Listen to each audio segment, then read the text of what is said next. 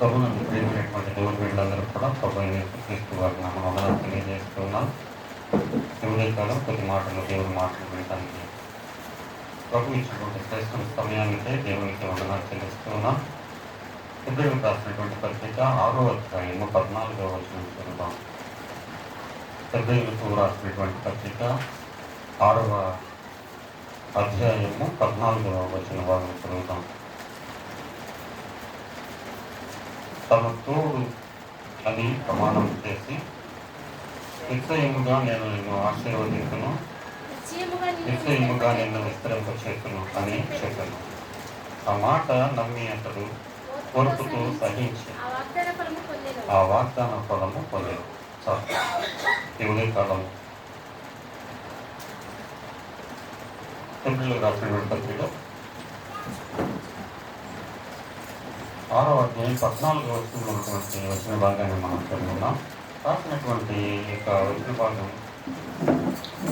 15వ వచనం 14వ వచనంలో తన తోడు అని ప్రమాణం చేసి నిశ్చయముగా నేను నిన్ను ఆశీర్వదించును, నిశ్చయముగా నిన్ను విస్తరింపచే చేతును అని చెప్పాను. ఆ మాట నమ్మి అతడు ఓర్పుతో సహించి ఆ వాగ్దాన ఫలం పొందాను. ఇది అనేక సార్లు మనం ఉన్నటువంటి వచన భాగం.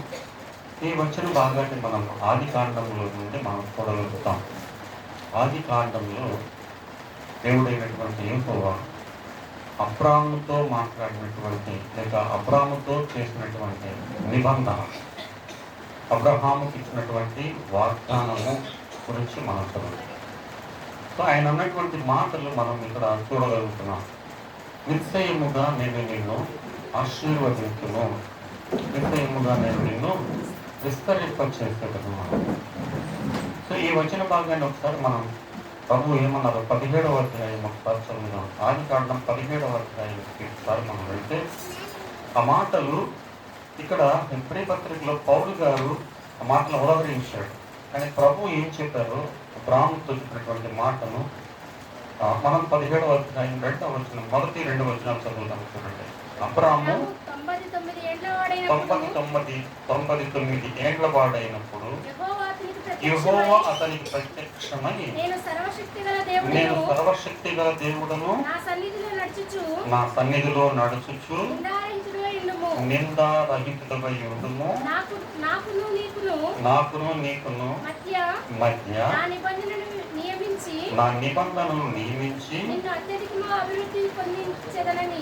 అత్యధికంగా అభివృద్ధి పొందించేదనని అతనితో చెప్పాను. చాలు. ఈ మాటలే మనం చదువుకున్నాం. దేవుడైన యెహోవా అబ్రాహాముతో చెప్పినటువంటి మాటల్ని ఉదాహరించి చెప్తున్నాడు. ఇక్కడ హెబ్రీ పత్రికలో మళ్ళీ రాస్తూ, హెబ్రీ సంఘానికి రాస్తూ ఈ మాటల్ని మరలా జ్ఞాపకం చేశాడు. దేవుడు గొప్పవాడు అనేటువంటి విషయాన్ని జ్ఞాపకం చేస్తూ, సర్వశక్తి కలిగినటువంటి దేవుడు అని జ్ఞాపకం చేస్తూ, అబ్రాహాముతో చేసినటువంటి నిబంధన నెరవేర్చిన తర్వాత ఆయన పేరు అబ్రహాముగా మారినట్టుగా మనం చూస్తాం బైబిల్ గ్రంథంలో. కనుక వాగ్దానము చేసిన తరువాత ఆ వాగ్దానాన్ని నమ్మినటువంటి అబ్రాహాము మనం చూస్తాం. ఈ కింద వచనాలు మనం చదువుకుంటూ వెళితే అబ్రాహాము సాగిలపడి దానిని ఆయన నమ్మినట్లుగా మనం చూస్తాం.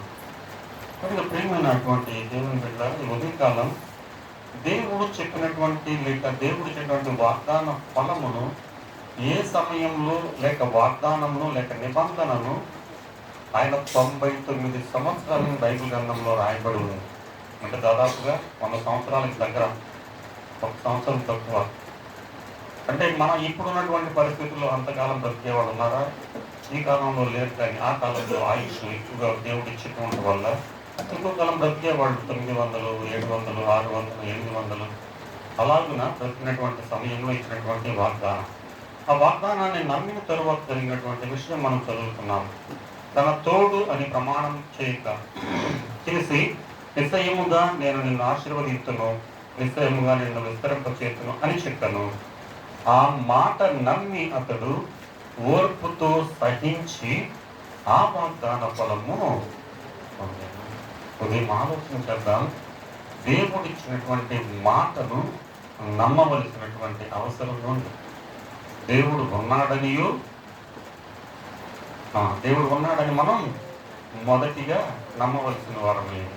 ఆ మాటలు విశ్వసించిన వారు సరే కానీ ఆ సమయంలో ఆ కాలంలో కల్దీయుల దేశంలో నుండి బయలుదేరినటువంటి అబ్రాము, ఏమీ కూడా తెలియనటువంటి అబ్రహాము, దేవుని గురించి ఏమాత్రమో ఆలోచన లేనటువంటి అబ్రాము దేవుని నమ్మాడు.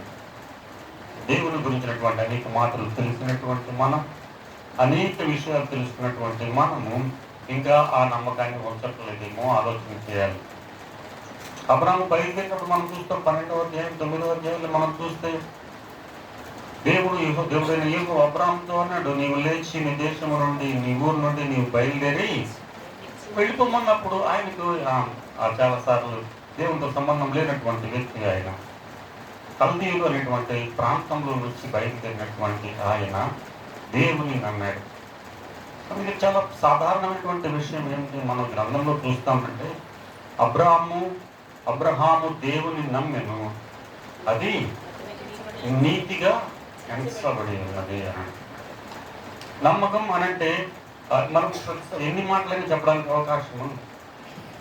అందుకే ఆయన వాగ్దాన ఫలం పొందాడు అని చెప్పిన తర్వాత కింద వచనంలో ఏమంటే, అతడు ఆ వాగ్దాన ఫలం పొందటానికి ఓర్పుతో ఎదురు చూశాడు.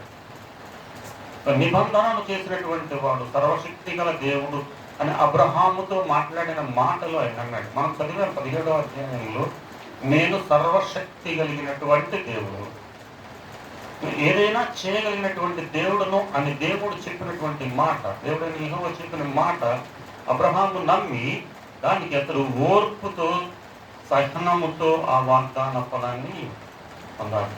దేవుని బిడ్డలైనటువంటి వారు కలిగి ఉన్నటువంటి 2 విషయాలు ఆయన జ్ఞాపకం చేస్తున్నాడు. ఎంతవరకు ఓర్పుగా ఉన్నాడో మనకు తెలుసు కదా. 75 సంవత్సరాలకు పిలిచినప్పుడు ఆయన 25 సంవత్సరాల పాటు వాగ్దాన ఫలం కోసం, ఆయన 100వ సంవత్సరం అప్పుడు పిల్లవాడిని దేవుడు ఇచ్చినట్టుగా మన గ్రంథంలో చూస్తాం. ఒక వాగ్దానం కోసం ఎంత ఓర్పు కలిగి ఓపికగా ఉండాలో ఆ వాగ్దాన ఫలం పొందటానికి దేవుడు జ్ఞాపకం చేస్తూ ఉన్నాడు. ఆ కింద మనం ఇంకా ముందు కనుక వెళ్ళగలిగినట్లయితే నిర్గమకాండంలో కూడా దేవుడు తెలియజేసేటువంటి ఒక మాటను మనం చదువుదాం. 32వ అధ్యాయం 18వ వచన భాగంలో ఒక మాట ఉంది. 32వ అధ్యాయం 18వ వచన భాగం చదువుదాం. 13 నిర్గమకాండం 32వ అధ్యాయం.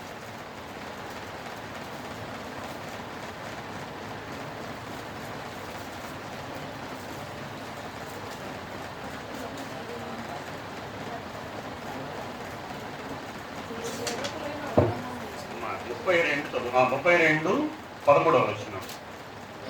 నీ సేవకులైన అబ్రహామును, ఇస్సాకును, ఇశ్రాయేలును జ్ఞాపకం చేసుకొనుము. నీవు వారితో ఆకాశ నక్షత్రముల వలె నీ సంతానము అభివృద్ధి చేసి నేను చెప్పిన ఈ సమస్త భూమిని నీ సంతానములకు ఇచ్చేదననియు, వారు నిరంతరము దానికి హక్కుదారులవుదురనియు వారితో నీ తోడనే ప్రమాణం చేసి చెప్పితున్నాను. కనుక ఈ మాటలే అబ్రాహాము గారితో ఇచ్చినటువంటి వాగ్దానం. తర్వాత యోసేపు ప్రయాణమై, యోసేపు కంటే ముందుగా యాకోబు ప్రయాణమై అరణ్యములో ఉన్నప్పుడు కూడా ఆయన తల కింద ఒక రాయి పెట్టుకొని అన్నగారి దగ్గర నుంచి వెళ్ళిపోయేటప్పుడు అన్నాడు, నిశ్చయంగా నేను నిన్ను ఆశీర్వదించదను, మరలా నిన్ను తిరిగి తీసుకొని వచ్చాను. నేను దేవుని బిడ్డలారా, అబ్రహాముకు ఇచ్చినటువంటి వాగ్దానాన్ని తరము వెంబడి తరము దేవుడు జ్ఞాపకం చేస్తున్నాడు. ఆది కాండంలో మనం చూసినటువంటి మాటలు ఆ తరువాత అబ్రహాము తర్వాత ఇస్సాకు కొడుకు అనేటువంటి యాకోబుతో మరలా ఆ ప్రమాణం గుర్తు చేస్తున్నాడు. మీ పితరులకు ఇచ్చినటువంటి వాగ్దానాన్ని ఆ ఒక్కడికే కాదు, తరము వెంబడి తరము మిమ్మల్ని ఆశీర్వదింపజేయడానికి. అందుకని ఆయన ఒక మాట అంటాడు, ఒక తరము కనుటకు ఒక జనము కనుటకు ఒక రేయి సరిపోతుందా, ఒక సంవత్సరం సరిపోతుందా అని అంటాడు. దేవుడు ఏమని వాగ్దానం ఇచ్చాడు? సర్వశక్తి కలిగినటువంటి దేవుడు భూమి మీద నేను విస్తరింప చేస్తాను అనేటువంటి వాగ్దానాన్ని తరము వెంబడి తరము వాళ్ళు జ్ఞాపకం చేస్తూ వస్తున్నాడు. అబ్రహాంతో మాట్లాడాడు, ఆ తర్వాత యోసేపుతో మాట్లాడాడు, యాకోబుతో మాట్లాడాడు. ఆ తర్వాత ఇశ్రాయేలీయులు ప్రయాణమై వచ్చేటప్పుడు మోషే గారికి కూడా జ్ఞాపకం చేస్తున్నాడు. నేనేం చేయబోతున్నాను అని అంటే, భూమి మీద విస్తరింప చేసేదని మిమ్మల్ని ఆకాశ నక్షత్రాల వలె, ఆ తర్వాత సముద్రంలో ఉన్నటువంటి చేసి ఇసుక రేణువుల వలె చేస్తానంటున్నాడు. కొన్నిసార్లు మిమ్మల్ని జ్ఞాపకం చేసుకుందాం. దేవుడు ఇచ్చినటువంటి వాగ్దానం ఆ ఒక్క తరానికే కాదు, ఆ ఒక్క వ్యక్తికే కాదు, అది తరము వెంబడి తరము అది ఆ నెరవేర్పే వరకు, ఆ నెరవేర్పు కారణంగానే అని అంటున్నాడు. నోవహు అక్కడ నుంచి బయటకు వచ్చినప్పుడు, ఓడ నుంచి బయటకు వచ్చినప్పుడు, మీరు ఫలించి అభివృద్ధి పొంది విస్తరించి భూమిని నింపండి అన్నాడు. ఈ మాట ఆదాము గారితో చెప్పినటువంటి మాట ఈరోజు భూమి మీద మనుషులకు స్థలం లేక అపార్ట్మెంట్లు పెట్టుకునే స్థాయికి వెళ్ళిపోయింది. ఎక్కడ ఇచ్చినటువంటి వాగ్దానం ఇది? అబ్రాహాముతో ఇచ్చినటువంటి వాగ్దానం నెరవేర్పు జరుగుతుంది. కనుక ఆ వాగ్దానం నెరవేర్పు కోసం ఆయన ఎలా ఉన్నాడు అంటే ఓర్పుతోనూ సహనంతోనూ ఉన్నాడు అని అంటున్నాడు. కనుక ఆ వాగ్దాన ఫలానికి వారసులైనటువంటి మనము, ఈ తరములో ఉన్నటువంటి మనము, ఆయన వాగ్దాన నెరవేర్పులో ఉన్నటువంటి మనము ఓర్పును కలిగి సహనమును కలిగి ఆత్మీయమైనటువంటి విశ్వాసమైనటువంటి యాత్రను కొనసాగించవలసిన వారమై ఉన్నాం.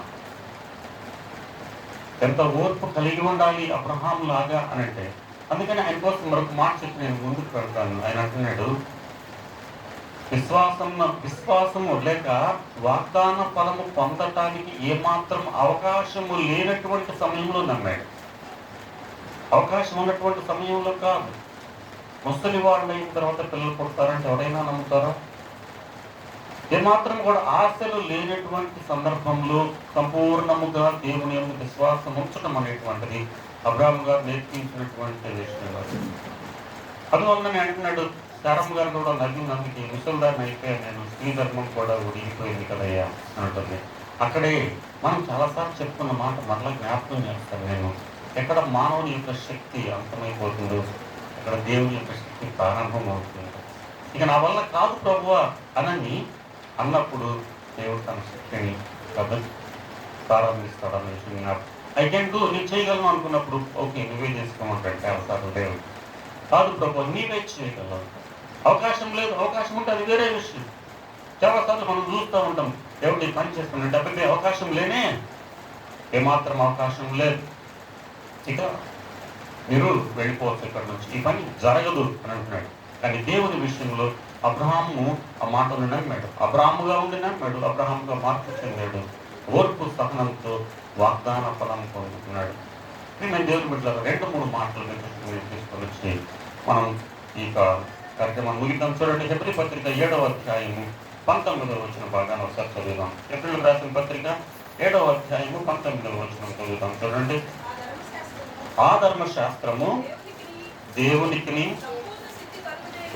సంపూర్ణ సిద్ధి కలుగు చేయలేదు గనుక ముందు ఇయ్యబడిన ఆజ్ఞ బలహీనమైనందున, నిష్ప్రయోజనమైనందున అది నివారణ చేయబడి ఉన్నది. అంతకంటే శ్రేష్టమైన నిరీక్షణ దాని వెంట ప్రవేశపెట్టబడను. కనుక అబ్రాహాముకి ఇచ్చినటువంటి వాగ్దానం నెరవేర్చడానికి ధర్మశాస్త్రం అనేటువంటిది అది సంపూర్ణమైనటువంటి నీతిని నెరవేర్చలేకపోయింది. అందువలన దాని తరువాత ఇవ్వబడినటువంటిది శ్రేష్టమైనటువంటి నిరీక్షణ. కానీ ముందు ఇవ్వబడినటువంటి వాగ్దానం కంటే మరి శ్రేష్టమైనటువంటి వాగ్దానం. దేవుడిచ్చినటువంటి మాటను మనం జ్ఞాపకం చేసుకుందాం. దేవుడిచ్చిన వాగ్దాన ఫలమును నెరవేర్పు జరగాలి అని అంటే శ్రేష్టమైనటువంటి నిరీక్షణను కలిగి ఉండాలి అని. ఎలాంటి శ్రేష్టమైనటువంటిది అని అంటే అన్నిటికీ మించినటువంటిది, ది బెస్ట్ అంటాం కదా మనం సహజంగా మాట్లాడేది ఏంటంటే ఉన్న వాటిలో ది బెస్ట్. కాబట్టి ముందున్నటువంటి ధర్మశాస్త్రము మనల్ని పరలోకానికి తీసుకొని వెళ్ళలేదు. ధర్మశాస్త్రం అనుసరించినటువంటి వారు, ధర్మశాస్త్రాన్ని పాటించినటువంటి వాళ్ళు వాళ్ళు ఏమయ్యారు? మరణానికి దాస్యం అయిపోయి ఉన్నారు. కానీ ధర్మశాస్త్రము నీవు పాపిని చెప్తుంది, కానీ పాప పరిహారము సంపూర్ణ స్థితి కలుగు చేయలేదు. దానికోసమని మరి శ్రేష్టమైనటువంటి నిరీక్షణను ఆయన మనకు అనుగ్రహించాడు. ఎట్లనగా హెబ్రీ పత్రికలను మరలా మనం చూస్తాము. కాలము సంపూర్ణమైనప్పుడు ఆయన ఈ లోకానికి వచ్చి పాప పరిహారార్థమై తానే గొర్రెపిల్లగా ఈ లోకానికి ఏదైతే పస్కా పండుగలో నుంచి ఆయా రాత్రి వేళ మరణ దూత వాళ్ళని దాటించి శారీరకమైన మరణాన్ని తప్పించింది. కానీ ఆత్మ సంబంధమైనటువంటి మరణం జరగాలి అని అంటే, మరణం నుండి విడుదల కలగాలి అని అంటే, అది పవిత్రమైనటువంటి దేవుని యొక్క రక్తం అవసరం అన్నమాట. అందువలన ఆ నిరీక్షణను, శ్రేష్టమైన నిరీక్షణ ఏమనగా, మన కోసం ప్రభు పరలోకం నుండి దిగి వచ్చి రక్తం కాచి ప్రాణం పెట్టి ఏదైతే ధర్మశాస్త్రం వచ్చి నీతిమంతులుగా చేయబడలేదో, ఆయన తన రక్తము ద్వారా మరణమును జయించి మనలను నీతిమంతులుగా చేశాడన్న మాటలు జ్ఞాపకం. అందువలననే ఆ తరువాత ప్రవేశపెట్టబడినటువంటి శ్రేష్టమైనటువంటి నిరీక్షణ కలిగి ఉంటాము. ఈ నిరీక్షణ మనలను సిగ్గుపరచలేదు. ఈ నిరీక్షణ మనలను ప్రభువు చెంతకు చేర్చడానికి పనికి వచ్చేటువంటి నిరీక్షణ. అందుకోసమే ప్రభువారు మనకి అనేకమైనటువంటి ఉదాహరణలు చెప్పారు. ఆ ఉదాహరణలో ఒక ఉదాహరణ కూడా మనం చూస్తాం. ఒక వ్యక్తి వర్తకుడు లేక ఒక వ్యక్తి యెరూషలేము నుండి యెరికోకు దిగి వెళ్తున్నప్పుడు వారిని దారిలో కొంతమంది దోచుకునే వాళ్ళు వెళ్ళారు. పరిసయ్యులు వచ్చారు, తర్వాత వాళ్ళు మిగతా ముగ్గురు వచ్చారు. ఆ తరువాత సమరయుడు వచ్చిన తర్వాత అతను తీసుకెళ్ళిన తర్వాత అక్కడ ఒక చిన్న కోటకోళ్ళ ఇంట్లో పెట్టి అన్నాడు, నేను మరలా వస్తాను, వచ్చి నేనేం చేస్తానంటే నీకు ఇవ్వవలసింది ఇచ్చి ఇతరు నేను తీసుకొని వెళ్ళిపోతాను. 2 కాసులే ఇచ్చాడు. దేవుని దగ్గర పైసలు లేవా అంటే, దైవజనులు ఏం చెప్తారంటే 2 కాసులు అంటే 2 గ్రంథాలు, పాత నిబంధన కొత్త నిబంధన ఇక్కడికి సరిపోయింది. ఈ రెండింటిని కూడా దీని ద్వారా పోషించకండి. నేను వచ్చి ఇంకా ఏమన్నా అవసరమైతే నీకు చెల్లించి తీసుకుని వెళ్తాను. మిమ్మల్ని శ్రేష్టమైనటువంటి నిరీక్షణ, ఏం కంగారు పడాల్సిన పని లేదు. ఈ 2 కాసుల దగ్గర పెట్టుకో. ఇంతకు మించి నీ ఖర్చు నిజానికి 2 కాసులు అంటే ఇప్పుడు ఒక 2,000 అనుకుందాం, లేక 20,000 అనుకుందాం. ఎంతకాలం పట్టు వస్తే ఇంకెట్లుండేది? సహజంగా మనం ఏమనుకుంటామంటే కూర్చొని తింటే కొండలైనా ఆ 2 కాసులు తరిగిపోయాయా? 2000 సంవత్సరాల నుంచి ఈ గ్రంథాన్ని కొన్ని వందల వేలు లక్షల కోట్ల మంది అనేక వందల వేల ప్రసంగాలు చేసిన ఇంకా ప్రతిరోజు క్రొత్తగానే ఉంటుందా లేదా? ఎంత గొప్ప దేవుడు అంటున్నాడు. శ్రేష్టమైనటువంటి నిరీక్షణ ఇచ్చాడు. ఈ గ్రంథాన్ని మనకి ఇచ్చాడు. దీన్ని మీరు ఆయన అంటున్నాడు, యెహెజ్కేలుతో అంటున్నాడు, నరపుత్రుడా దీన్ని నీవు భక్షించు. నీ నోటికి చేదుగానే ఉంటుంది, కానీ అది నీ హృదయానికి లేక కడుపుకి ఎంతో శ్రేష్టమైనది. మాటలు అంటే కష్టంగా ఉంటాయి. దేవుని మాటలు, దేవుని యొక్క పని నీకు లేక దేవుని యొక్క బిడ్డలుగా జీవించడం కొద్ది కష్టమైన పని, కానీ అది జీవితానికి ఏమి ఇస్తుంది అంటే ఇంత పరమార్థం లేక జీవితం తరువాత ప్రభువుతో పాటు ఉండడానికి పని. ఈ శ్రేష్టమైన నిరీక్షణను మనం కొనసాగించడానికి నీతి లేక ఓర్పు అనేటువంటి కావాలి. ఓపికగా ఎదురు చూడాలి. ఇప్పుడు ఉన్నటువంటి తరంలో వాళ్ళకి ఓపిక అస్సలు లేనే, అన్నీ కూడా ఇన్స్టాంట్గా అయిపోవాలి. ఒక్క నిమిషం కాదు, ఒక సెకండ్ ఆ మాట నోట్లో నుంచి వచ్చిన మరుక్షణమే జరిగిపోవాలనేటువంటి స్థాయిలో ఉన్నాం కదా. లేదు, అబ్రాహాము గుర్తు చేస్తున్నాడు మనకి తనకి ఇచ్చినటువంటి వాగ్దానము ఇట్లాంటి వాగ్దానము కాదు. ఒక వ్యక్తికి ఇచ్చిన వాగ్దానం ఈ భూ ప్రపంచాన్ని మొత్తాన్ని కూడా ఆశీర్వదింపజేస్తుంది, ఈ భూ ప్రపంచాన్ని నింపటానికి. అబ్రహాం గారి యొక్క అప్పుడు ఇచ్చినటువంటి వాగ్దానం ఇప్పటికీ నెరవేరుతూనే ఉంది. జనాలు పెరుగుతూనే ఉన్నారు కదా. ప్రపంచంలో మన దేశం జనాభాలో ఫస్ట్ మనం వెళ్ళిపోయాం. మన భారతదేశం చాలా వందల మంది, వేల మంది ఉండేవాళ్ళేమో అబ్రహాం గారి టైంలో. ఈరోజు సుమారుగా 800 కోట్ల దగ్గరికి వెళ్ళాడు. ఎప్పుడు వాగ్దానం అది? అబ్రహాం గారికి ఇచ్చాడు. నిన్ను ఎలా విస్తరింపజేస్తానో తెలుసా? నువ్వు చూడలేకపోవచ్చు, ఒకవేళ నువ్వు శారీరకంగా చూడలేకపోవచ్చు. ఒక కొడుకునే నువ్వు కంటావేమో, లేదా 2 కంటావేమో, కానీ ఈ భూ ప్రపంచం మొత్తం కూడా నేను నింపేస్తాను అంటాడు. వాగ్దాన ఫలం చాలాసార్లు అనుకుంటా ఉంటాం, ప్రభు అయిపోయింది నా వయసు. నీ వయసు అయిపోతే నీ ఇచ్చిన వాగ్దానము నీకు నెరవేరుతుంది, నీ బిడ్డలకు, నీ బిడ్డలు. నేను మందిరం కడతానయ్యా అని అన్నాడు. నువ్వు కాదు, నీ కొడుకు కడతా. అయినా అంతకంటే ఇంకేం కావాలి? సహజంగా మనం మాట్లాడే మాటలు, ఈ సంపద అంతా ఎవరికి? ఈ కష్టపడేదంతా అప్పుడప్పుడు తీసుకొచ్చినప్పుడు పిల్లలతో అంటూ ఉంటాం కదా, ఎవరికి ఇదంతా కూడా నేను పోయినాక నీకే కదా, నీకే కదా, నీకే. ప్రియమైన దేవుని బిడ్డలు, ప్రభు అన్నటువంటి మాట, ఒకవేళ నేను చాలాసార్లు నేను కొంతమందితో మాట్లాడే మాటలు ఏంటంటే వాళ్ళు అంటారు, ఏమంటే ఇంకా వయసు అయిపోయింది, మేము అనుకున్నది జరగలేదు. అయితే మీ కొడుకులు ఆశీర్వదించబడటం మీకు ఇష్టం లేదా? మీ మనవాళ్ళు ఆశీర్వదించబడటం మీకు ఇష్టం లేదా? అంత గొప్ప దేవుని యొక్క సేవకుడు దేవుని మందిరం కట్టడానికి ప్రభు ఆపినప్పుడు ఏమన్నాడు? పర్వాలేదు ప్రభు, నా కొడుకు కట్టి అంతకంటే. అందుకోసం ఆయన ఏం చేశాడు కూడా మనం గతసారి చూసాం. మందిరం యొక్క నిర్మాణం గురించి ఆలోచించినప్పుడు నా కొడుకు కట్టుకుంటాడని వదిలిపెట్టలేదు. ఆయన ఏం చేశాడంటే తన కొడుకు కట్టడానికి కావలసిన సామాగ్రి తన చేతనైతే రెడీ చేసి వెళ్ళాడు. ఆలోచన చేద్దాం. దేవుడు అంటున్నాడు, అబ్రహాంకి ఇచ్చినటువంటి వాగ్దానం ఇక నెరవేరుతూనే ఉంది, ప్రపంచాన్ని నింపుతూనే ఉన్నాడు దేవుడు. ఆ వాగ్దాన ఫలం తరము వెంబడి తరము వస్తూ ఉంది. ప్రజలందరూ అనుకుంటున్నారు ఏదో మనుషులు పెరుగుతున్నారు, పెద్దవాళ్ళు అయిపోయారు, పెళ్లి చేసుకుంటున్నారు, లేదు లేదు. దేవుడు ఇచ్చినటువంటి వాగ్దానపు యొక్క నెరవేర్పు జరుగుతుంది. తనకి ఎలా ఓపికగా ఉన్నట్టంటే ఇది శ్రేష్టమైనటువంటి నిరీక్షణను దేవుడు మనకు అనుగ్రహించి ఉన్నాడు. ఇదిగో నేను వస్తాను మరలా. 2 కాసులతో మీరు అక్కడ ఉండండి. పాత నిబంధన కొత్త నిబంధనలతో మీరు పోషించబడండి. వచ్చినప్పుడు మిమ్మల్ని నేను ఆత్మ సంబంధమైనటువంటి ఆత్మీయ ఆహారంతో మీరు నింపబడి ఈ లోకంలో జీవిస్తూ ఉన్నారు. ప్రభు వారు చెప్పిన మాటను జ్ఞాపకం చేస్తున్నాను. మనుషుడు రొట్టె వలనను జీవింపడు కానీ దేవుని నోట నుండి వచ్చినటువంటి ఈ మాటలు ఎవరికి అర్థమవుతాయి అని అంటే, జీవితంలో కష్టాన్ని ఎదుర్కొని కన్నీరు ఎదుర్కొని ఏ సహాయము లేనటువంటి సమయంలో ఇంట్లో అన్ని ఆహారం అంతా కూడా రెడీగా ఉండి కూడా తినలేనటువంటి పరిస్థితుల్లో కన్నీళ్లు కార్చే వాళ్ళకి అర్థమయ్యే చాలా. మీకు తెలుసు మన భారతదేశంలో చాలా మన తెలుగు వాళ్ళు చాలా ఎక్కువ మంది వాడేటువంటి పుస్తకం అవుతుంది ఎడారిలో సెలయేరు అనేటువంటి పుస్తకం ఉంది. అది అంటే ప్రతిరోజు అనుదిన వాక్యదానం అనేటువంటిది. దాన్ని అనేక మంది చదివిన తర్వాత నాతో చెప్పిన మాట ఏంటంటే, నాకు తెలిసిన కొద్ది మందిలోనే చాలాసార్లు మమ్మల్ని బ్రతికిస్తుంది ఇదే. 3 పూట్ల అన్నంకాయ మమ్మల్ని బ్రతికిస్తుంది. ఏ రోజుకు సంవత్సరాల తరబడి అదే చదువుతున్నారు. 365 రోజులు అయిపోయిన తర్వాత ప్రతిరోజు ఉంటుంది. జనవరి 1 నుంచి డిసెంబర్ 31 దాకా 365 రోజులు అనుదిన వాక్య ధ్యానమాలు. ఒక పేజీ ఉంటుంది. ఎడారిలో సెలయేరులో తెలుగులో ట్రాన్స్లేట్ చేశారు దాన్ని.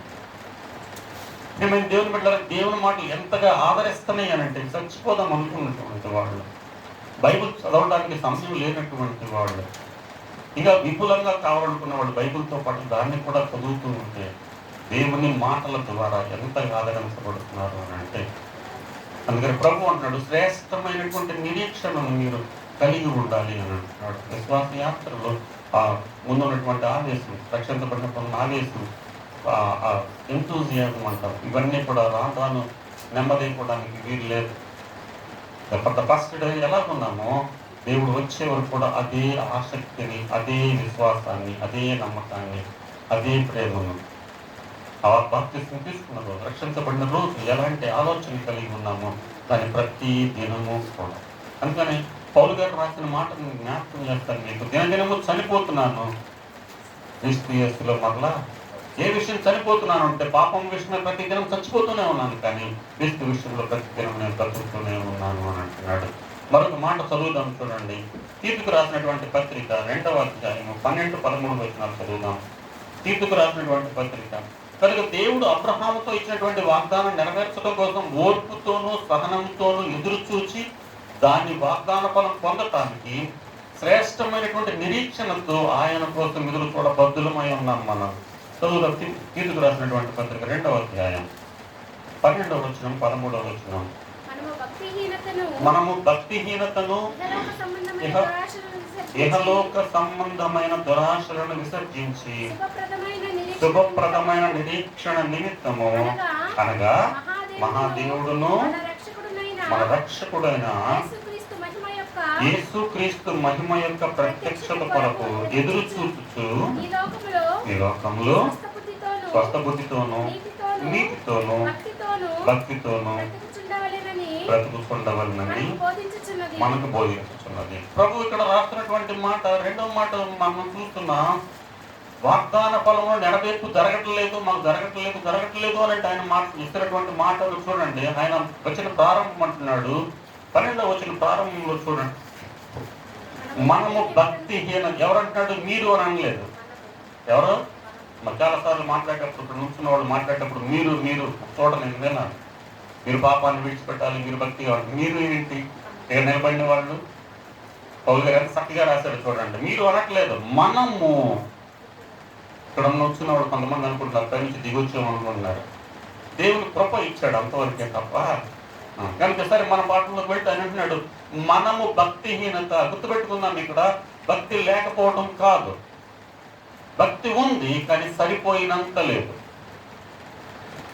ఆయన సూటిగా మాట్లాడిన మాట పౌలు గారు రాస్తున్నారు, మీరు పైకి భక్తి గల వారి వలె ఉండి దాని శక్తిని ఆశ్రయించినటువంటి వారు. భక్తి ఉంది కానీ ఆ భక్తిని నీవేం చేయాలి? చూపించాల్సిన అవసరం ఉంది. ఎప్పుడు చూపించాలి అని అంటే నీకు అవసరమైనప్పుడే, బయట వాళ్ళకి అవసరం లేదు. నీ భక్తి లేక నా భక్తి నాకు అవసరమైనప్పుడు, కష్ట సమయంలో ప్రభువుని ప్రార్థించినప్పుడు వెంటనే సహాయం మన దగ్గర నుంచి ప్రభువు నుంచి రావట్లేదని అంటే అది దేవుని యొక్క ఆలస్యం కాదు, సరిపోయినంత లేదు. దీనికి ఉదాహరణగా మన బైబిల్ గ్రంథంలో ప్రభువారి లోకంలో ఉన్నప్పుడు చెప్పారు, పెండ్లి కుమారుని ఎదుర్కొనడానికి 10 మంది కన్యకులు వెళ్ళారు. వెళ్ళిన తర్వాత అందరూ ఈక్వల్గా ఉన్నారు, పెద్ద తేడా ఏమీ లేదు. ఎప్పుడు కనపడింది అని అంటే అర్ధరాత్రి వేళ పెళ్లి కుమారుడు వచ్చినప్పుడు, వాడు లేచినప్పుడు వాళ్ళు దాంట్లో ఏం లేదు, సిద్ధేలలో నూనె లేదు. అప్పుడు అడుగుతున్నారు, పక్క వాడిని అడుగుతున్నారు, మీరు కొద్దిగా ఆయిల్ మాకు ఇవ్వండి. వాడు అన్నారు, ఇది సరిపోదు, మాకు సరిపోయింది, మీరు కావాలంటే ఏం చేయాలి, అంగడికి వెళ్ళి తెచ్చుకోండి. ఈరోజు భక్తి, ఎవరి భక్తి ఎంత ఉండాలి అని అంటే అది దేవుడికి నీకు సంబంధించినటువంటి విషయం. ఎంత ఉండాలని తూకం వేసి నేను చెప్పడానికి కాదు, ఇంకొకటి చెప్పడానికి కాదు. నీ భక్తి దేనికి, నా భక్తి దేనికి అని అంటే అది హీనతలోకి వెళ్ళిపోతుంది. సరిపోయినంత భక్తి లేదు. మీరు మార్కెట్కి వెళ్ళారండి, 1 కేజీ టమాటాలు ఇవ్వమన్నారు. కేజీ టమాటాలు 50 రూపాయలు చెప్పిన తర్వాత అందులో 200 గ్రాములు తగ్గినాయండి అని 50 రూపాయలు తీసుకుంటే మీరు ఊరుకుంటారా? ఇస్తే కేజీకి సరిపడా ఇవ్వు, లేకపోతే వదిలే. డబ్బులు పూర్తిగా ఎలా తీసుకుంటావు నువ్వు? అంతే కదా, లేదా అంతవరకు తగ్గించి తీసుకోమని. ఈరోజు ప్రభు అంటున్నాడు మనల్ని, నీ దగ్గర నీ భక్తి దానికి సరిపోవట్లేదు, తూగటం లేదు, నువ్వు అడిగేదానికి సరిపోవట్లేదు. అప్పుడప్పుడు పిల్లలు, నేను షాప్కి వెళ్ళినప్పుడు చాక్లెట్ కొనుక్కోవడానికి వాళ్ళ అమ్మగారు ₹1 ఇస్తారు. అక్కడ చాలా ఉంటాయి. వాళ్ళు 5 రూపీస్ అడుగుతారు, ఆంటీ ఇదెంత ఆంటీ? 5 రూపీసా? వాటి దగ్గర ఎంత ఉంది? 1 రూపీ పాపం ఉంది. నేను అడుగుతాడు, ఇదంతా? ఇది ₹2 రా. ఇదంతా? ఇది ₹3 రా. అప్పుడు వాళ్ళకి అర్థమైంది, షాప్ వాడు, అరే నీకున్నా ఎంత ఉన్నాయి రూపాయి, ఇదే వచ్చిద్దిరా నీకు. పాపం వాడు ఆశయం ఇది ఉంది కొనుక్కోవాలని. కానీ వాడి దగ్గర ఎంత ఉంది? ₹1 ఉంది. వాళ్ళ అమ్మగారు నాన్నగారు ₹1 ఇచ్చారు. వాడికి కావాల్సింది మంచిది కావాలి, మంచిది అంటే పెద్దది కావాలి, చిన్నపిల్లలు, కానీ దాని దగ్గర ఉన్నది. మనం ఏమనుకుంటాం, పాపం వాడి బుర్రలేదా అనుకుంటాం. కానీ దేవుని దగ్గర మనం కూడా అంతే, మనకున్న భక్తి అంతే.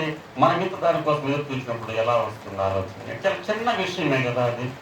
చాలాసార్లు షాప్ దగ్గర జరిగేది, చిన్న పిల్లలు వచ్చినప్పుడు అడుగుతూ ఉంటారు. స్కూల్ దగ్గర కూడా జాంకాయ 10 రూపాయలు చెప్తున్నారు. అమ్మో 10 రూపాయల, అది 2 రూపీసే ఉంది. ఈరోజు దేవుని దగ్గర మనం ఆలోచన చేస్తే భక్తిహీనత అంటే భక్తి ఉంది, డబ్బులు లేవో వాడి దగ్గర ఉన్నాయి, కానీ ఆ డబ్బులకి అది రావట్లేదు. వాడికి వచ్చి వాడి దగ్గర ఉన్నటువంటి రూపాయికి కావాల్సింది వాడికి నచ్చట్లేదు.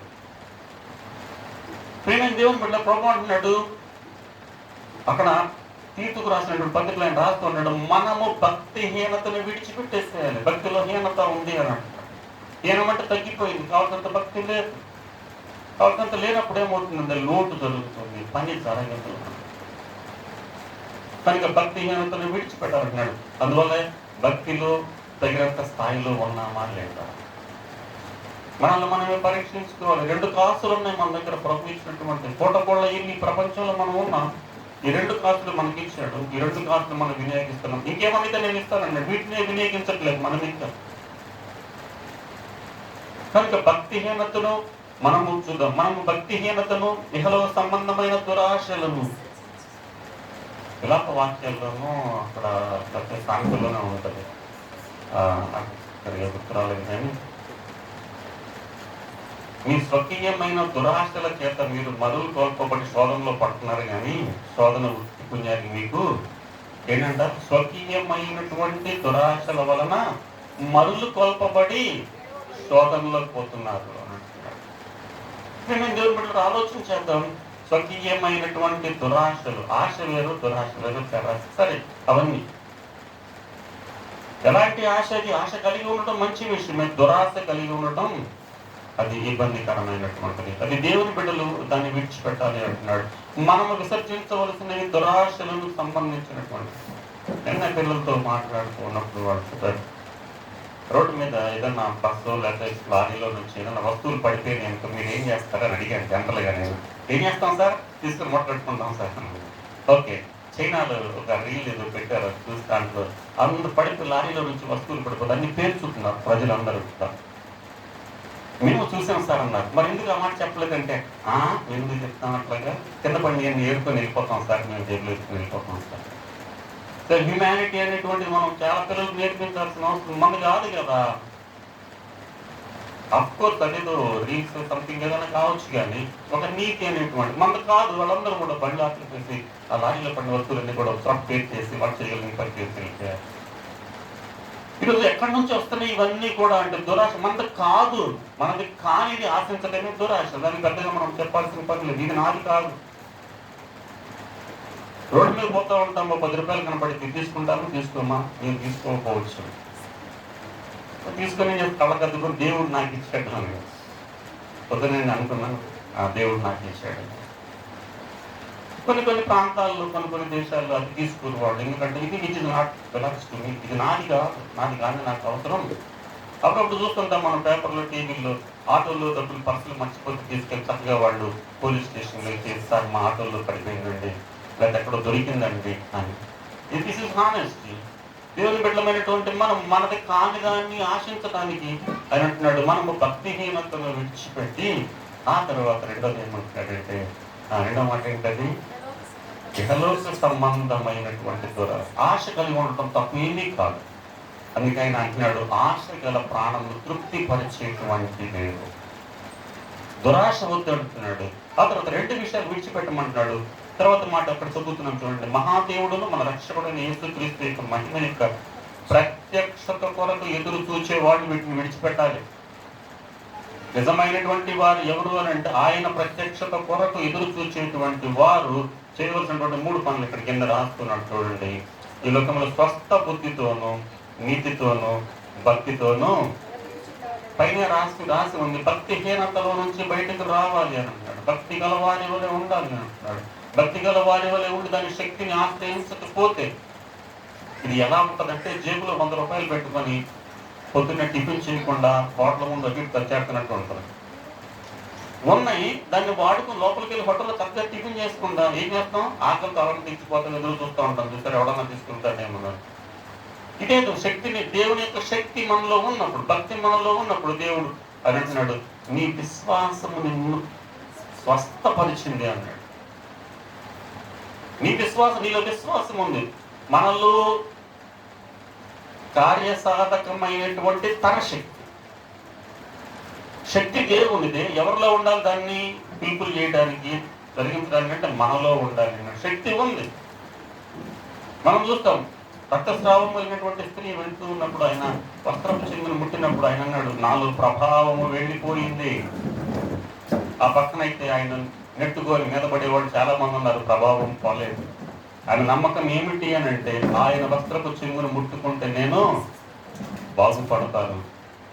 రొట్టెల కోసం వచ్చిన వాళ్ళు, చూడటానికి వచ్చిన వాళ్ళు మీద పడుతున్నారు, వెనక మీద పడుతున్నారు, కానీ ఏమి వాళ్ళకి. మనలో కార్యసాధకమైన తన శక్తి, దేవుని శక్తి మనలో ఉంది. దాన్ని వినియోగించుకోవటం తగినంత భక్తి మనలో ఉన్నప్పుడు. అందుకంటున్నాడు, భక్తితోనూ నీతితోనూ మీరు ఆయన ప్రత్యక్షత కొరకు ఎదురు చూచాలి. ఏంటి అది అని అంటే, మనం మొదటి మాట శ్రేష్టమైనటువంటి నిరీక్షణ. ఆ నిరీక్షణకు విడిచిపెట్టాల్సింది 2 రాశలు, భక్తిహీనత, ఇహలోక సంబంధమైనటువంటి దురాశలు విడిచిపెట్టమన్నాడు. ఏమేమిటిని పొందమన్నాడు అని అంటే, ఆయన మొదటిది స్వస్థ బుద్ధితోనూ, నీతితోనూ, భక్తితోనూ. నీతి అంటే మనం ఇందాక చూసాం, మనకు బాగా తెలిసిన మాట, అబ్రహాము దేవుని నమ్మాము. మనం కూడా నమ్మాము, కానీ ఆ నమ్మకత్వాన్ని అవసరమైనప్పుడు చూపించకపోవటమే. నమ్మాను అంటే ఇంకంతే, దానికి వెనక ముందు ఆలోచించాల్సిన అవసరమే లేదు. నమ్మిన వాళ్ళు ఏం చేస్తారు? మనం చూస్తాం, రాత్రి అంతా వల్ల వేశారు. వేసిన తర్వాత రాత్రి అంతా వేశారు విసుగు లేకుండా. తెల్లవారుగానే ప్రభు వచ్చిన తర్వాత రాత్రి అంతా వేసాం ప్రభు, మా వల్ల కాదన్నారా? అన్నారు. ఏమన్నారంటే, అయ్యా రాత్రి అంతా వేసాం కానీ మీ మాట చొప్పుని వేస్తున్నాను. నాకైతే ఇష్టం లేదు. ఎందుకంటే రాత్రి అంతా వేసాను, ఒకసారి 2 సార్లు వదిలిపెట్టలేదు నేను. రాత్రి అంతా నేను ఒక్కడనే కదా, మేము అందరం వల్ల వేస్తూనే ఉన్నాము, కానీ పడలేదు. ఇప్పుడు కూడా పడవండి, కానీ నువ్వు చెప్పావు కాబట్టి. ఎంత మంచి మాట! భక్తితోనూ నీతితోనంటే ఆయన మాటలు వారు నమ్మి వెంటనే చేసినట్టు వలలు పిగిలిపోయేటట్టుగా. కనుక ప్రభు చెప్పినటువంటి మాట, ఆయన యొక్క ప్రత్యక్షత కొరకు ఎదురు చూచేవారు వీటిని చేయాలి అంటున్నాడు. అది ఎలాంటి నిరీక్షణ అనంటే శుభప్రదమైనటువంటి నిరీక్షణ. వాగ్దాన ఫలం పొందుకోవాలండి. ఈయన ఎంత క్లియర్గా రాశాడు చూడండి. అదేమాట, ఆయన ప్రత్యక్షత కొరకు ఎదురు చూచేటువంటి వారు, అనగా ఆయన రెండవ రాకడ కోసం ఎదురు చూసేవారు. రెండవ రాకడ కోసం ఎదురు చూసేవారు అని అంటే ఆయనతో యుగ యుగాలు జీవించాలి అని నిశ్చయించుకున్నటువంటి వారు. అందుకని ప్రకటనలో మనం చూస్తాం, ప్రభు అయిన యేసు వస్తే ఇప్పుడే నేను మీతో పాటు పరలోకంలోకి వెళ్ళిపోతాను. ఎంత ఆనందకరమైనటువంటి సంసిద్ధమైనటువంటి జీవితం. మనం బయటకు వెళ్ళేటప్పుడు ఇంట్లో వాళ్ళందరం కూడా బయటకు వెళ్దాం అనుకున్నాం అనుకోండి, అందరూ ఒకసారి బయటకు వస్తారా? ఎవరో ఒకళ్ళు ఏం చేస్తారు, ఒక్క నిమిషం, అది ఎవరన్నా కావచ్చు, ఆడవాళ్ళ మగవాళ్ళ అనేది వదిలిపెట్టండి. ఆ చివరిలో వచ్చేవాళ్ళు ఏమంటారంటే, ఒక్క నిమిషం అయిపోయింది అంటూనే ఉంటారు. మనం పొద్దున్న లేచిన దగ్గర నుంచి 4 కదా చక్కగా బయటకు వెళ్దాం అనుకుంటాం, కానీ అడుగు బయటపెట్టు మొహమ్మగారు ప్రొఫెసర్లు అనమాట. ఒకడు బయలుదేరుడు, ముందు బయలుదేరాడు, కోపం వస్తుంది, వెనక్కి బయలుదేరుడుగా ఉన్నాడు. ఆడు వస్తానంటాడు, తాళం వేస్తాడు, తీస్తాడు, మళ్ళీ గ్యాస్ ఆప్షన్ వస్తాడు. ఎంత దరిద్రం అనుకోండి. అన్ని తెలుసు, అయినా కానీ ఏం చేస్తాడు, ఇదిగో ఒక్క నిమిషం, ఇదిగో ఒక్క నిమిషం. లేదు, దేవుడి ప్రత్యక్షత కోసం ఎదురు చూసేవాడు ఉన్న పొలంగా ఆయన అంటున్నాడు, 2 తిరుగులు విసురుతుంటే ఒకళ్ళు ఆకాశంలోకి వెళ్ళిపోతారు, 2 మంచం మీద ఉంటే ఒకళ్ళు వెళ్ళిపోతారు, అంతే. ఇంకేం వెళ్ళి చెప్పే పని లేదు. దేవుని బట్టి అందుకంటున్నాడు, ఆయన ప్రత్యక్షత కోసం ఎదురు చూస్తున్నటువంటి వాళ్ళు శుభప్రదమైన నిరీక్షణతో చూసేవాడు ఎలా ఉండాలి అని అంటే వెంటనే మరుక్షణం తక్షణమే అని అంటారు. ఉన్న పడంగా వెళ్ళిపోవటం అంతే. ఈ సర్దుపట్టణం లోపలికి తాళాలు వేయటాలు, సరి చూసుకోవటాలు, గ్యాస్ ఆపటాలు ఏమీ. కనుక వాగ్దాన పదం పొందడం కోసం రెండో పంట మనం ఆలోచన చేస్తాం. శుభప్రదమైన నిరీక్షణ అనగా ఆయన ప్రత్యక్షత కోసం ఎదురు చూసేవాడు స్వస్థ బుద్ధితోను, నీతితోనూ, భక్తితోనూ జీవిస్తూ భక్తిహీనతను విడిచిపెట్టాలంటున్నాడు. ఆ తర్వాత దురాశలను విడిచిపెట్టాలంటున్నాడు. మరొక మాట చదువుదాం చూడండి. కొలస్సీలకు రాసిన పత్రిక 1వ అధ్యాయము 5వ వచనం చదువుదాం చూడండి. కొలస్సీలకు రాసినటువంటి పత్రిక 1వ అధ్యాయము 5వ వచనము. మీ ఎద్దకు వచ్చిన సువార్త సత్యమును గురించి నా బోధ వలన ఈ నిరీక్షణను మీరు ఇంతకు ముందు వింటారు. ఒకసారి 4 నుంచి చూడండి. క్రీస్తు యేసునందు మీకు కలిగిన విశ్వాసమును గురించి, పరిశుద్ధులందరి మీద మీకున్న ప్రేమను గురించి మేము విని ఎల్లప్పుడూ మీ నిమిత్తము ప్రార్థన చేయించు మన ప్రభువుకు యేసుక్రీస్తు యొక్క తండ్రి అయిన దేవునికి కృతజ్ఞతాస్తుతులు చెల్లించున్నాము. మీ వద్దకు వచ్చిన సువార్త. ఎక్కడికి వచ్చింది ఆ సువార్త? సువార్త దగ్గరికి మనం వెళ్ళాం, మన దగ్గరకు సువార్త వచ్చిందా? ఆ వాక్యము శరీరధారి కృపాసత్య సంపూర్ణుడుగా మీ మధ్య నివసిస్తుంది. ఆ సువార్త మీ యొద్దకే వచ్చినటువంటి సువార్తను మీరు అంగీకరించారా? మన దగ్గరకు తీసుకొని రాబడినటువంటి సువార్త. మనం యోహాను సువార్తలో చదువుతాం, అరణ్యములో కేక వేయుతున్న ఒక స్వరము వినబడుతున్నది. ప్రభుత్వం ఆ సువార్తను నీ దగ్గరకు తీసుకుని వచ్చినటువంటి ఈ సువార్త ఎక్కడి నుంచి వచ్చింది? ఈ సువార్త పరలోకము నుండి నీ కోసం నా కోసం రాబడినటువంటి సువార్త. అక్కడెక్కడ నుంచి కాదు. రోడ్డు మీద మనం ఫ్రూట్స్ అమ్మేటప్పుడు వాడు ఎక్కడ పడినా కానీ నాగపూర్ కమల అంటాడు. అవి మంగళగిరిలో పడినా పక్కన పడినా ఏమంటాడు? నాగపూర్ కమల. సోలాపూర్ దానిమ్మకాయలు అంటాడు. ఏంటంట చెట్టు పేరు చెప్పి కాయలు అమ్ముకుంటూ ఉంటారు కదా. నిజంగా తెలుసా? అది తెలుసా? ఆడ కూడా వేరే పక్కన దగ్గర హోల్సేల్ పెట్టి తెచ్చాడు. ఆడెక్కడి నుంచి లారీలో నుంచి వచ్చింది. ఈ నాగపూర్లో మనకేంటంటే ఇంటికి వెళ్ళగానే నాగపూర్ కమలా తెచ్చాను, నువ్వు తెచ్చావు పంట వేసాను అక్కడ అన్నా కదా.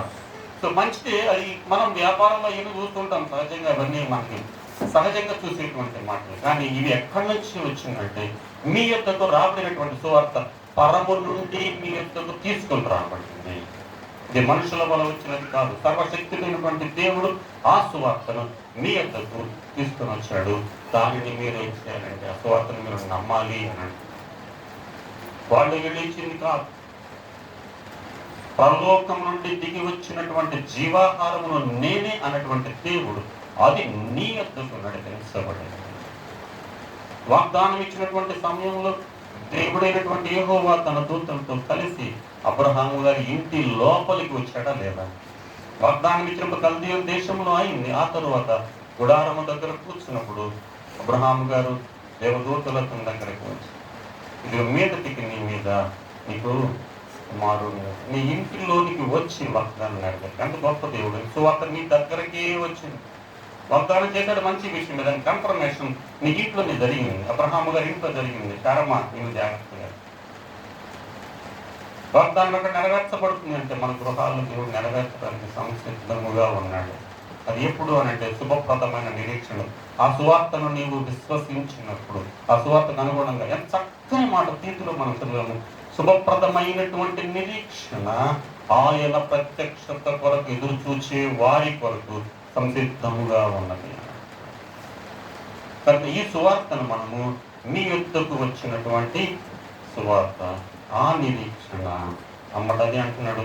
ఆ నిరీక్షణను మీరు కలిగి ఉండండి. ఏ నిరీక్షణ? ప్రభు దగ్గర నుంచి. కొరింథీ పత్రికలో మనం చదువుతామని అంటున్నాడు, ఆయన ఒక రొట్టెను ఎత్తుకొని కృతజ్ఞతాస్తుతులు చెల్లించి, ఇది నేను ప్రభువు వలన పొంది, నా సొంతంగా చేసింది కాదు, ఇది దేవుని ద్వారా నాకు అనుగ్రహించబడి. కనుక ఈ ఆ సువార్తను మనం ఏమంటున్నాడు? మీ యొద్దకు వచ్చినటువంటి ఆ సువార్త, పరము నుండి వచ్చినటువంటి ఆ సువార్త విషయమై ఆయన ప్రత్యక్షత కొరకు మీరు నిరీక్షణ కలిగి. ఆ నిరీక్షణ ఏ నిరీక్షణ? పరము నుండి వచ్చినటువంటి నిరీక్షణ. చివరి మాట చదువుదాం. హెబ్రీ పత్రిక 6వ అధ్యాయం 19 వచ్చిన. హెబ్రీ పత్రిక 6:19 నిన్న చదివిన దానికి కొద్దిగా చూడదాం. ఈ నిరీక్షణ నిశ్చలమును స్థిరమునై మన ఆత్మకు లంగరు వలె నుండి తెర లోపల ప్రవేశించున్నది. నిరంతరము మెల్కీసెదెకు క్రమం చొప్పున ప్రధాన యాజకుడైన యేసు అందులోనికి మనకంటే ముందుగా మన పక్షమున ప్రవేశించెను. అక్కడ రాసినటువంటి మాట ఈ నిరీక్షణ నిశ్చలమైనటువంటి నిరీక్షణ. నిశ్చలమైన అంటే కదిలించబడని. కొద్దిగా పై వచనంలో కనుక మనం వెళ్ళగలిగితే అక్కడ మనం 19 చదివాం, 18 కూడా చదవగలిగితే ఈ విధముగా దేవుడు తన సంకల్పము నిశ్చలమైనదని చాలమ్మా నిశ్చలమైనటువంటిది. ఆ తర్వాత కింద వచనంలో మనం 15 నుంచి 19 వరకు 20 వరకు మీరు ఇంటికి వెళ్ళిన తర్వాత చదివితే 2 మాటలు అప్పుడు ఉన్నాయి.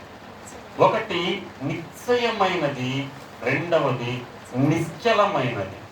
నిశ్చయమైన నిశ్చలమైన నిరీక్షణ ఎలాంటిది అని అంటే నిశ్చయమైంది. ఇది తప్పనిసరిగా జరుగుతుంది. కన్ఫర్మ్డ్. మన భాషలో చెప్పాలండి, మన భాష అంటే మనం ఇంగ్లీషే మనకి తెలుగు పూర్తిగా అర్థం కావట్లేదు. ఇది తప్పనిసరిగా జరిగేటువంటి, ఇది నిశ్చయమైనది తప్పనిసరిగా, ఇది నిశ్చలమైనది, కదిలించబడదు. నీకు ఇచ్చినటువంటి ఈ నిరీక్షణ ఎలాంటిది అని అంటే అది మాటి మాటికి మారేది కాదు. వాగ్దానం చేస్తాం. ఆ పిల్లలు అడుగుతారు అప్పుడప్పుడు, బయటకు వెళ్దాం అన్నారు కదా, మళ్ళీ వచ్చేవారం వెళ్తామండి. మొన్నగా చెప్పావు నిశ్చలమైందా? అది నిశ్చయమైందా? లేదు. మనకి వీలున్నప్పుడే చేసేది, లేకపోతే పోస్ట్ పోన్ చేసేది. ఈ డబ్బులు ఉందో లేకపోతే ఏదో కారణం చేత మేము చేస్తాం. చాలాసార్లు మనం చూస్తుంటాం కదా, ఎవరి దగ్గర నా దగ్గర తీసుకొని మళ్ళీ ఇవ్వడానికి వచ్చే వారం ఇస్తాం.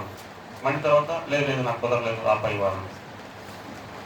లేదు, మాటలు మార్చడానికి వీల్లేదు. ప్రభు అంటే పంపించినటువంటి వాగ్దానం నిశ్చయమైంది, నిశ్చలమైంది. నిశ్చయముగా మీదికి ఈ సమయం నేను దర్శించినప్పుడు నీ ఒడిలో పిల్లవాడిని చూస్తా ఉన్నాడు శారమ్మ గారితో. వేస్తే మరలా మీదకి వచ్చేటప్పుడు అమ్మగారు బాబు నెత్తుకునే ఉంది. నిశ్చయమైనటువంటిది. దేవుడు ఇచ్చినటువంటి మాట అది మార్పు చెందదు, కదిలేది కాదు.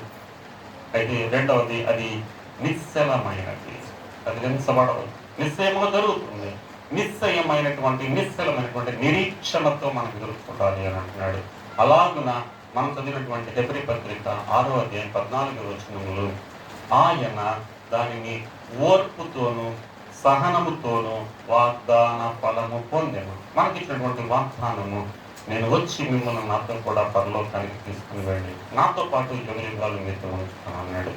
ఆయన ఇచ్చినటువంటి మాట, ఆ సువార్త, ఆ యొక్క శ్రేష్టమైనటువంటి నిరీక్షణ, శుభప్రదమైనటువంటి నిరీక్షణ, మన యొద్దకు తేబడినటువంటి నిరీక్షణ, నిశ్చయమైనటువంటి నిరీక్షణ, నిశ్చలమైన నిరీక్షణతో వాగ్దాన ఫలము పొందకోవాలని దేవుడు మనకు ఇస్తున్నటువంటి మాటలు, ఆయన కృపలు, ఆయన వచ్చు పర్యంతము నిరంతరం కూడా తోడై ఉండి నడిపిస్తున్నారు. తలవంచండి, ప్రార్థన చేద్దాం.